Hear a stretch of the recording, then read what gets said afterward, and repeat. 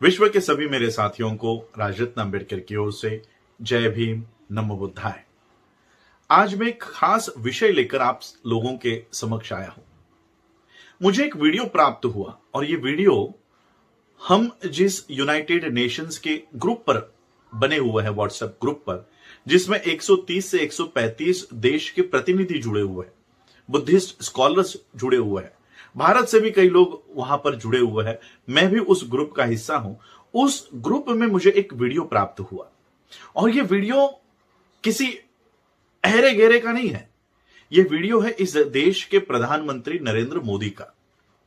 यह वीडियो क्या है, यह आने वाले समय में आप लोग देखोगे, लेकिन वो वीडियो देखने से पहले मैं कुछ बातें आप लोगों को बताना चाहता हूं। आप सभी लोग जानते हैं कि मैं भारत में पिछले कई सालों से बौद्ध धर्म का प्रचार प्रसार कर रहा हूं। अलग अलग राज्यों में बौद्ध धर्म के दीक्षाओं के कार्यक्रम हो रहे हैं।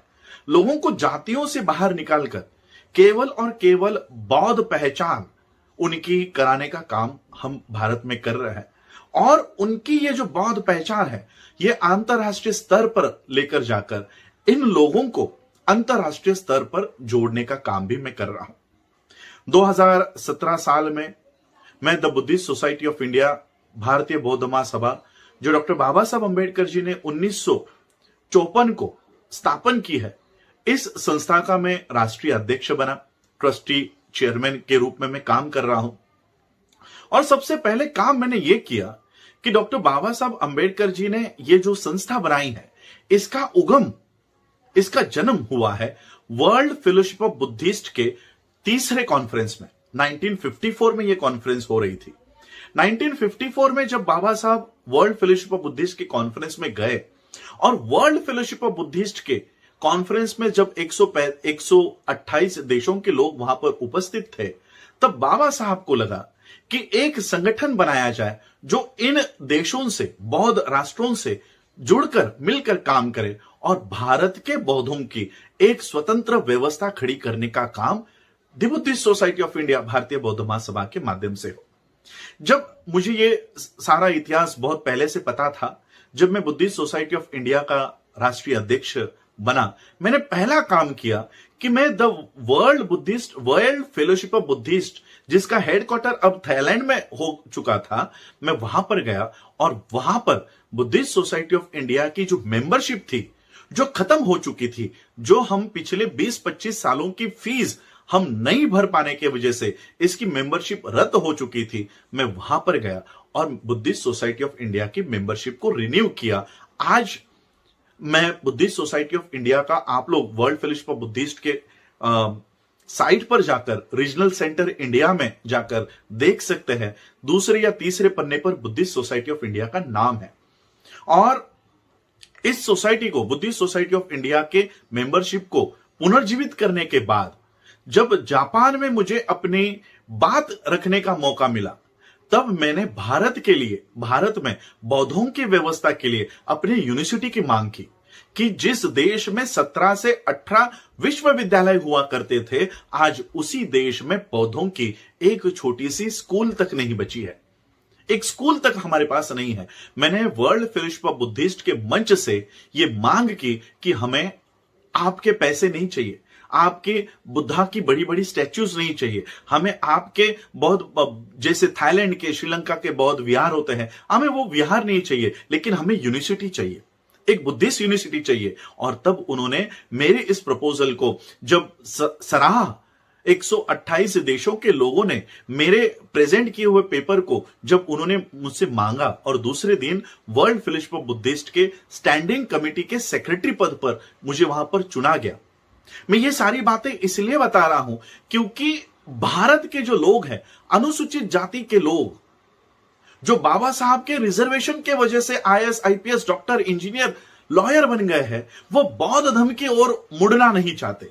अनुसूचित जाति के लोग, चाहे वो चमार हो, चाहे वो वाल्मीकि हो, चाहे वो महार महाराष्ट्र का हो, चाहे वो महाराष्ट्र का मातंग हो, वो बाबा साहब के दिए हुए हक और अधिकार को एंजॉय तो करना चाहता है, लेकिन हिंदू धर्म को छोड़ना नहीं चाहता, वो बौद्ध धर्म की ओर आना नहीं चाहता। मैं आपको एक किस्सा बताना चाहता हूं। उत्तर प्रदेश में सहारनपुर में हमारे बौद्ध धर्म के दीक्षा का कार्यक्रम हो रहा था। मैं किसी लीडर का नाम नहीं लेना चाहता, लेकिन उस कार्यक्रम में हमने एक उभरते लीडर को इनवाइट किया था कि आप भी हमारे मंच पर आए। और जब यह कार्यक्रम शुरू हुआ तो उन लीडर महाशय का हमें मैसेज आया, जिस बंदे को हमने वहां उनको लाने के लिए भेजा था उनके पास उन्होंने संदेशा भिजवाया। उन्होंने कहा कि राजरत्न अंबेडकर बौद्ध धर्म का काम कर रहे हैं, इससे कुछ नहीं होने वाला, इससे कुछ नहीं होने वाला। बाबा साहब अंबेडकर जी ने उन्होंने उनके जीवन में महान काम किए हैं, महान कार्य किए हैं, लेकिन उनसे एक ही गलती हो गई। क्या गलती हो गई? कि उन्होंने बौद्ध धर्म की दीक्षा ले ली। बहुत सारे पॉलिटिकल मोटिवेटेड हमारे लीडर्स यह मानते हैं कि बाबा साहब की बौद्ध धर्म की दीक्षा बाबा साहब का गलत कदम था, लेकिन मैं आप लोगों को बताना चाहता हूं, डॉक्टर बाबा साहब अंबेडकर जी ने 1917 से लेकर 1956 तक अपने जीवन के आखिरी सांस तक जितने भी कार्य बाबा साहब ने समाज के लिए किए हैं, हमारे लोगों के लिए किए हैं, उन सभी कार्यों का सबसे महान कार्य, सबसे बड़ा मास्टर स्ट्रोक अगर कोई है तो वो बौद्ध धर्म की दीक्षा है। मैं ये केवल भावनात्मक नहीं कहना चाहता, भावनिक होकर नहीं कहना चाहता। मेरे पास इसके तथ्य है, इसके प्रूफ है, इसके सारे सबूत मेरे पास है, और वही सबूत अगला वीडियो है। जिस व्यवस्था को बाबा साहब ने इस देश में रिवाइव किया, पुनर्जीवित किया, बौद्ध धर्म को पुनर्जीवित किया, और वो बाबा साहब आपको देकर गए कि अगर इस देश का संविधान आपकी रक्षा नहीं कर पाया तो तथागत बुद्ध आपकी रक्षा करेंगे। लेकिन हमारे लोग उस बुद्ध को देखना ही नहीं चाहते, उस बुद्ध की ओर मुड़ना नहीं चाहते। जिस बुद्धिज्म को बाबा साहब आपको देकर गए, आज वो बुद्धिज्म की ओर हम नहीं मुड़ रहे हैं। और जो लोग इस देश को हिंदू राष्ट्र बनाना चाहते हैं, जो लोग इस देश में ब्राह्मणवाद को फैलाना चाहते हैं, ऐसे लोग विश्व में जाकर अपने आप को बौद्ध साबित कर रहे हैं। बौद्ध होना था आपको, बाबा साहब ने बौद्ध बनाया आपको, लेकिन उस बौद्ध धर्म का सारा फायदा, मिसयूज कहो, ये सारी ब्राह्मणी व्यवस्था अपने पास लेकर जा रही है। 2018 के वियतनाम के कॉन्फ्रेंस को मैंने फेसबुक लाइव पर दिखाया आप लोगों को। भारत की ओर से बौद्ध धर्म का नेतृत्व कौन कर रहे थे? हम लोग यहां पर लड़ते रहते हैं कि मैं बड़ा नेता या तू बड़ा नेता, हम लोग आपस में यहां पर लड़ रहे हैं। और भारत के बाहर बौद्धों का नेतृत्व कौन कर रहा है? जनेऊ धारण किया हुआ इस देश का, भारत का उपराष्ट्रपति वेंकैया नायडू। अगर गलत आपको लग रहा है, झूठ लग रहा है, तो मेरे फेसबुक पेज पे जाकर 2018 का वियतनाम का वीडियो देख लीजिए। 2018 में यूनाइटेड नेशंस के बुद्धिस्ट कॉन्फ्रेंस में भारत का उपराष्ट्रपति बौद्धों की बात वहां पर रखता है। जो व्यवस्था बाबा साहब हमको देकर गए, हम उस व्यवस्था की ओर मुड़कर नहीं देखना चाहते, और उस व्यवस्था को नायडू, तिवारी, त्रिपाठी, शर्मा, ये लोग हाईजैक करके लेकर जा रहे हैं। अब ये वीडियो देखिए।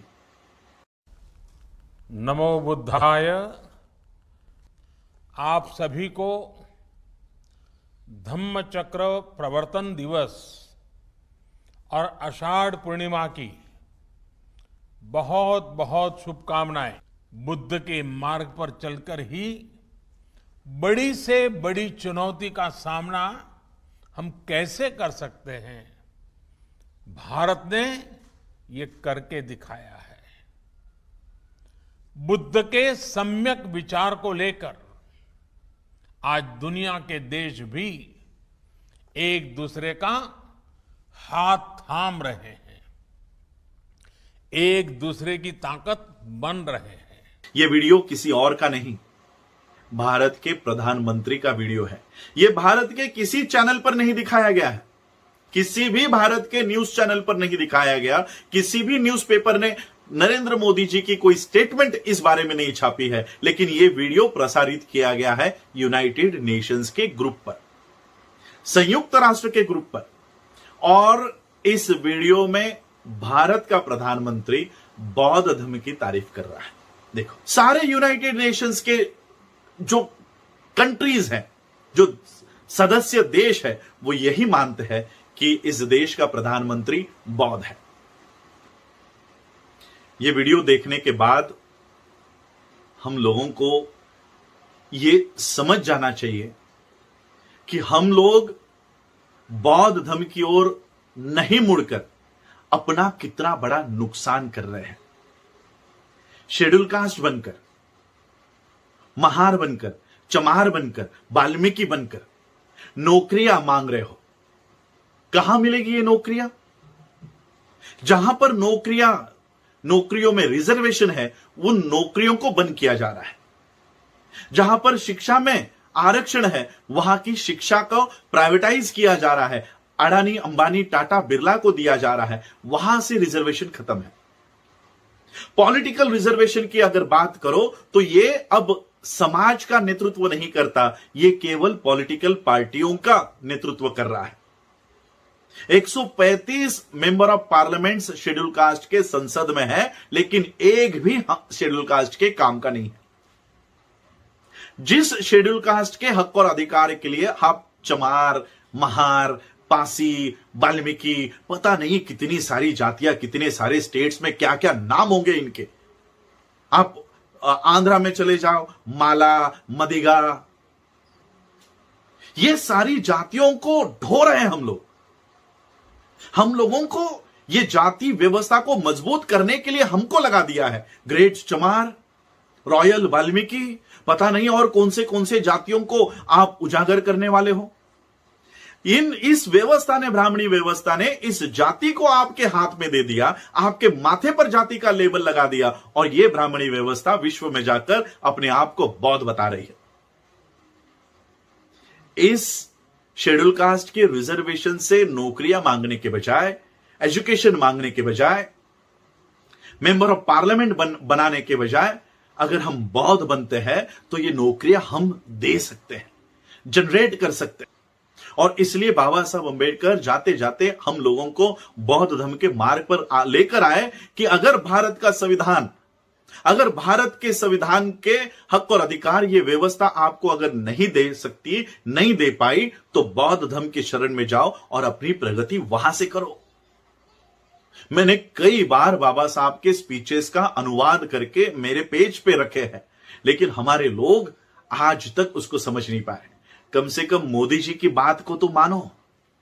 वो जो ब्राह्मणी व्यवस्था का एक सिपाही है, वो इस बात को मानता है कि अगर भारत की प्रगति हो सकती है तो केवल बौद्ध धर्म से हो सकती है, वो मान रहा है, और हम मानने को तैयार नहीं। जिनको बाबा साहब ये मार्ग देकर चले गए, वो लोग मानने को तैयार नहीं, लेकिन ब्राह्मणी व्यवस्था को मजबूत करने वाले लोग बौद्ध धर्म में घुसकर ये विश्व में जाकर बता रहे हैं।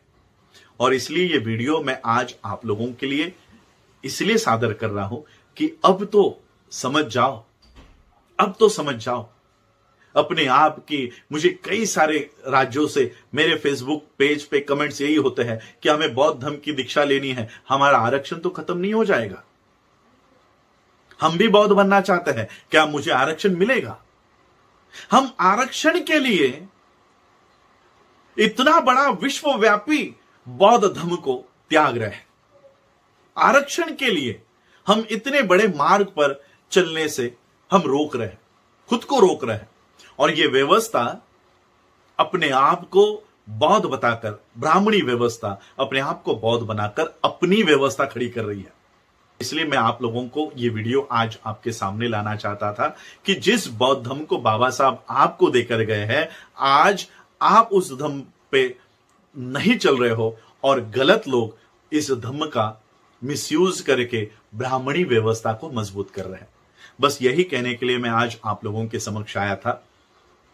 मेरी बातों को आप लोगों ने सुना, उसके लिए आप सभी लोगों का आभार। जय भीम, जय भारत, जय बुद्ध।